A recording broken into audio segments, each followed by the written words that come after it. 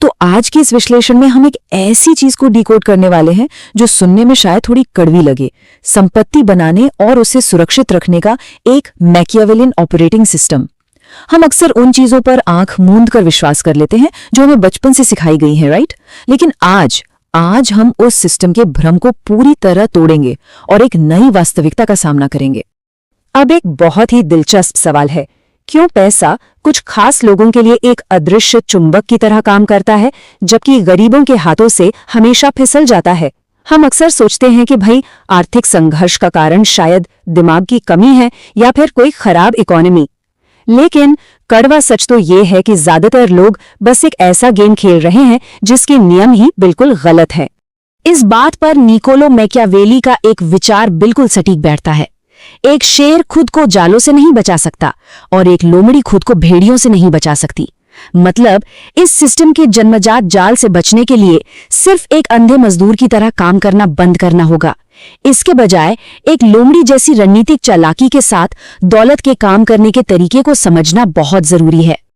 ये चीज दुनिया के सबसे बड़े स्कैम को बहुत अच्छे से दर्शाती है। एक तरफ है डोंकी फिलॉसफी, यानी बस जी तोड़ मेहनत करना, अपना समय बेचना और इनाम का इंतजार करना। सच कहूं तो ये तरीका सिर्फ थकान और एक निचले स्तर की जिंदगी की गारंटी देता है। और दूसरी तरफ है फॉक्स फिलॉसफी। यहाँ सिस्टम को ऑब्जर्व किया जाता है, नियमों को समझा जाता है और लेवरेज का इस्तेमाल किया जाता है। असली दौलत इसी तरीके से सुरक्षित होती है। तो चलिए सीधे चैप्टर 1 पर आते हैं, the real currency, follow pain not passion. यहां हम उस रोमांटिक भ्रम को तोड़ेंगे जो अक्सर लोगों को गरीब बनाए रखता है। पैसा आखिर है क्या? ये और कुछ नहीं, बस एक सुलझाई गई समस्या का सर्टिफिकेट है। अक्सर कहा जाता है कि अपने पैशन को फॉलो करो, लेकिन हकीकत ये है कि मार्केट को हमारे शौक या पैशन से कोई मतलब नहीं है। ये सिर्फ उन लोगों को भारी इनाम देता है जो परेशान खरीदारों को उनकी बड़ी और दर्दनाक समस्याओं से राहत दिलाते हैं। समस्या जितनी बड़ी होगी, आर्थिक इनाम भी बिल्कुल उतना ही बड़ा होगा।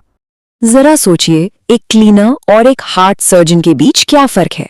दोनों ही कड़ी मेहनत करते हैं, इसमें कोई शक नहीं, लेकिन सर्जन को कई गुना ज्यादा पैसे मिलते हैं।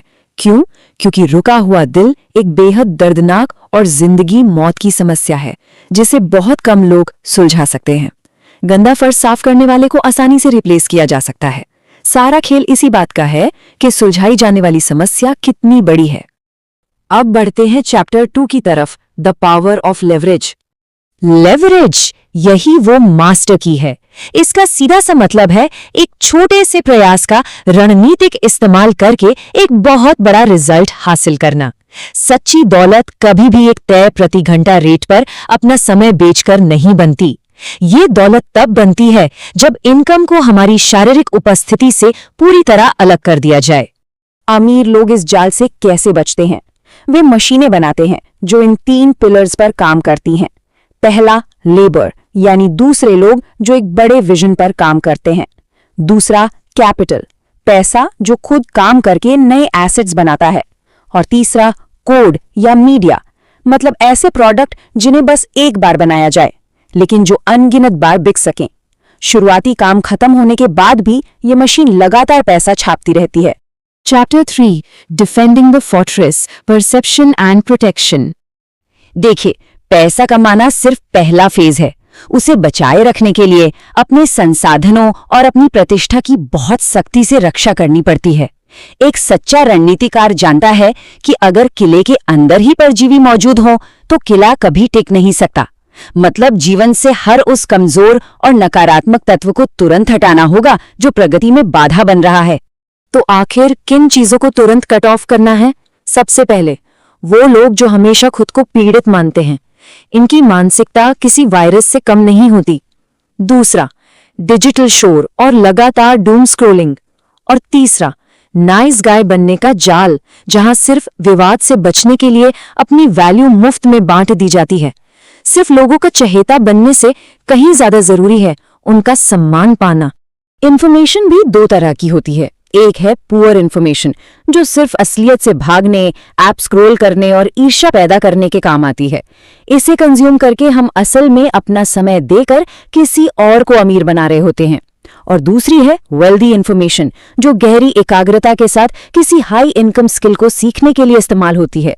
ये एक ऐसा अनब्रेकेबल कॉम्पिटिटिव एज देती है जिसका कोई मुकाबला नहीं कर सकता। और दौलत बचाने की सबसे अल्टीमेट डिफेंसिव स्ट्रैटेजी यह है, कभी भी अपनी कच्ची मेहनत से सीधे लग्जरी मत खरीदिए, बल्कि मेहनत से एसेट्स बनाइए और फिर उन एसेट्स की कमाई से लग्जरी खरीदिए। जो चीजें लगातार काम मांगती हैं और इंसान को गुलाम बनाती हैं, वो लाइबिलिटीज हैं। असली आजादी तब है जब एसेट्स खुद सारे खर्चों का भुगतान करें। Finally, chapter 4, the end of hope, time and execution. यहाँ उम्मीदों के सहारे बैठना छोड़ना होगा।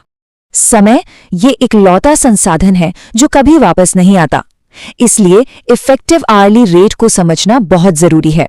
जो लोग हाई वैल्यू होते हैं वे अपने समय को लेकर बेहद सख्त होते हैं। सिर्फ कुछ पैसे बचाने के लिए छोटे मोटे काम खुद करना, ये सीधे तौर पर गरीबी के रास्ते पर ले जाने की गारंटी है। सस्ते कामों को आउटसोर्स करना या हटा देना ही सबसे बड़ी समझदारी है। समाज हमेशा चाहता है कि लोग वेल राउंडेड हों, मतलब जिन्हें हर चीज थोड़ी थोड़ी आती हो। ऐसे लोग बड़े सेफ और अच्छे कर्मचारी बनते हैं। लेकिन मार्केट किसके सामने झुकता है? स्पाइकी ऑपरेटर के सामने।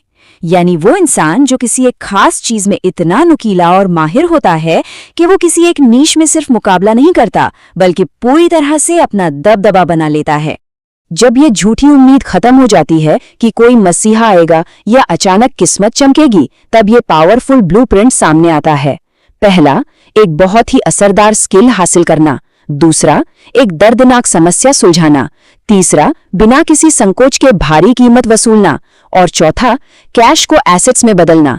ये प्रोसेस सुनने में शायद थोड़ी बोरिंग लगे, लेकिन फाइनेंशियल फ्रीडम का यही सबसे पक्का रास्ता है।